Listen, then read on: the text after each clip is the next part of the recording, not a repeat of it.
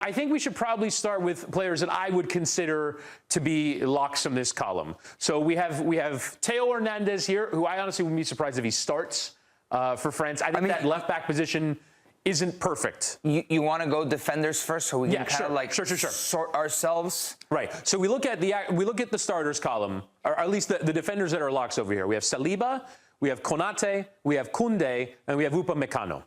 So those are, let's say, 3 center backs and a full back in Koundé, depending on how you think of him.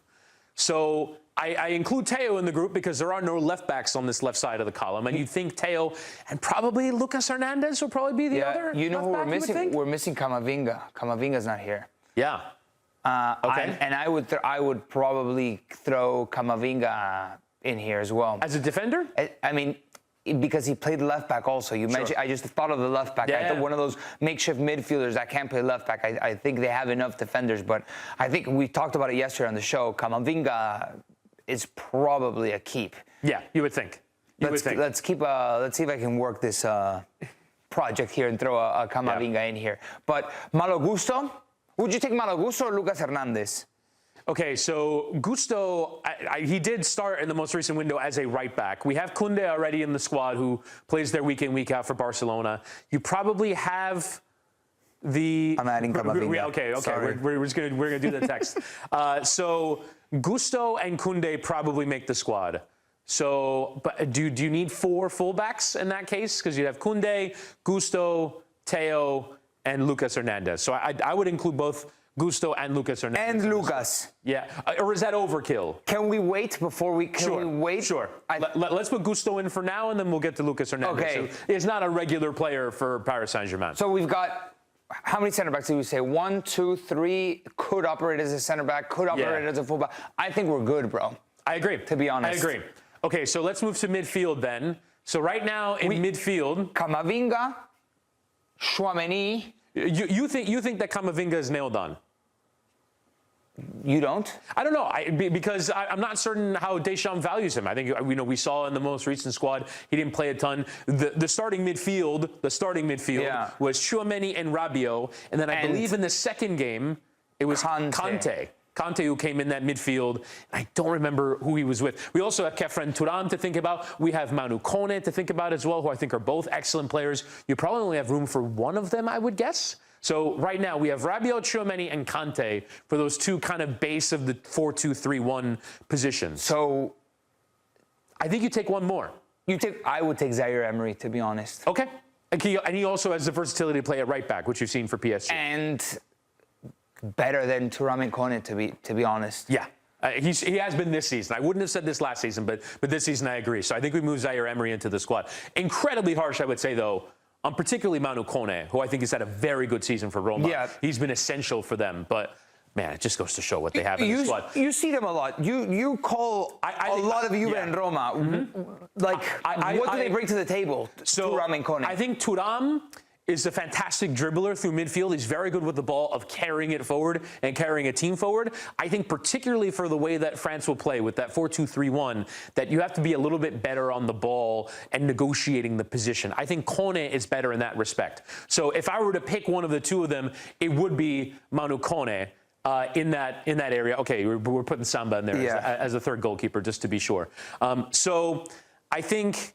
I still would go with Zaïre-Emery, though. I agree with you. The one thing, I mean, we just sort of put Kanté in pen. He's 35. But he's good. I don't care. All right, I'm taking it. World Cup champion. There's not that many World Cup champions here. For me, though, with Kanté, it's a bit of out of sight, out of mind, though, where, like, we just presume that N'Golo Kanté is still that player that he always has been. He might not be. I don't know, because I don't watch Fenerbahce every week. 5 guys left. Okay. So... Yeah, now we're thinking attack, no? Yeah. Okay, so we have Mbappé. This is ridiculous. Mbappé, Dembélé, Olise, Cherki, Doué, and Marcus Thuram, and Barcola. So that's 7. How many more do you need? I mean, which is preposterous. It is preposterous, the squad that these guys have. So for me, I'm an Akliouche guy. I love Magnus Akliouche. To me, I think of this group... Nkunku has had a disaster season at Milan. Kolo Muani, I don't see it. I don't see a Kolo Muani. If it was going to happen for him, it would have happened by now. Okay. So I'm going to go Akliouche. So I would definitely put him in the squad. I think you need, just for the sake of versatility in your squad, flexibility as well, a profile of a classic number 9. I think that's why Colomwani comes into consideration. By the way, when he plays with the French national team, he actually plays decent. Yes. Except he could have won them the last one. Yes, of course. Okay. What about Mateta? Is Mateta really out of the question? One of those late bloomers, just gives you a profile that's different. Yeah. I mean, look, right now we have 15 and 7, so we have 22, so we have 4 spots left. Yeah, I think you can afford to take both Mateta and Colomwani. And both Colomwani? I was just going to say one of the two, but... Yeah. But, I mean, it gives us more room to take Koné and to take, let's say, Lucas Hernandez. We need 3 more guys from the ones that are left. So my choices would be Colomwani, Koné, and Lucas Hernandez. Colomwani, Koné, and Lucas Hernandez. Well, not Pavard. We didn't even mention Pavard. You said he dropped off. I think so. I mean, he was let go by Inter to Marseille. I mean, maybe you have positional versatility with him to play both center back and right back. But I think you have that with Zaïre-Emery. You have that with Koné. So I'm going to make I don't know. You can make the choices if you want. Colomwani, Koné, and Lucas Hernandez for me. Colomwani, Koné, and Lucas Hernandez. I'll buy Lucas. Yeah. Hopefully he's not doing any of those parties that came up on social media.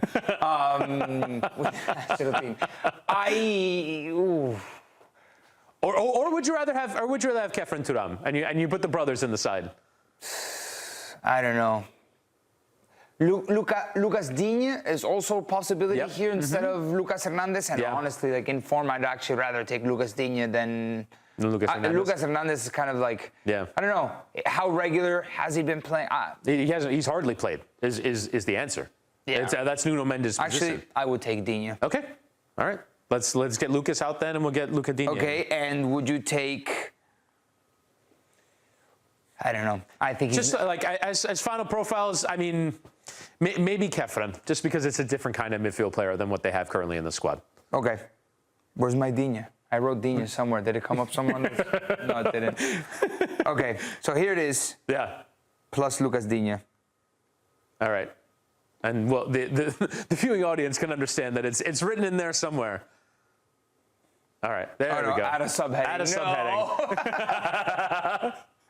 All right, so this is our squad, right? Plus, we got it. Yeah, brilliant.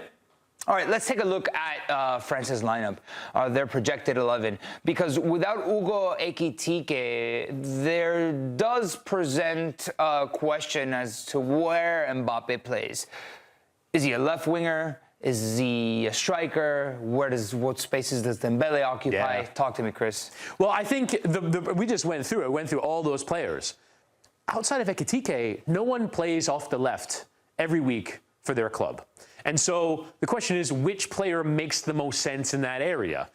And I actually think I would just sort of flip the positioning of what we have here. I would have Cherki off the left and Dembele in behind Mbappé, because they both occupy that central area. Now, Mbappé has historically played off the left, which could potentially be a way that you figure out this problem. He actually started in the Euro semifinal against Spain off the left, and Colomwani started up front. But I don't know. I just don't know what the right answer is for that position, because they have so much talent. It could be Thuram, it could be Akliouche, but you're asking players to play a little bit of a different role than we see for them. Whereas I think Cherki can start off the left, and maybe this is an invitation for Theo Hernández to get forward down that left side and really provide the width off the left. I think you can put them however you want on the pitch, and these guys are going to find their spaces, especially Ousmane Dembélé, who, at his club, plays a fluid front line. You just kind of... Luis Enrique doesn't... I bet you Luis Enrique just kind of goes, hey, you guys are you three up front. There's no, like, 4-3-3. This is the formation. This is how we're going to play. Yeah. There's an interpretation of your role, of your space. And if Mbappé goes left, Ousmane Dembélé is going to occupy those central positions up top. And they can interchange. And Cherki can roam. Cherki can appear on the right-hand side, combine with Olise, appear on the left-hand side. And maybe both Dembélé and Mbappé are up top looking for a ball. And Cherki's starting out wide on the left. I think we're at that level with the French national team that Yeah, I mean, look, they can occupy many positions.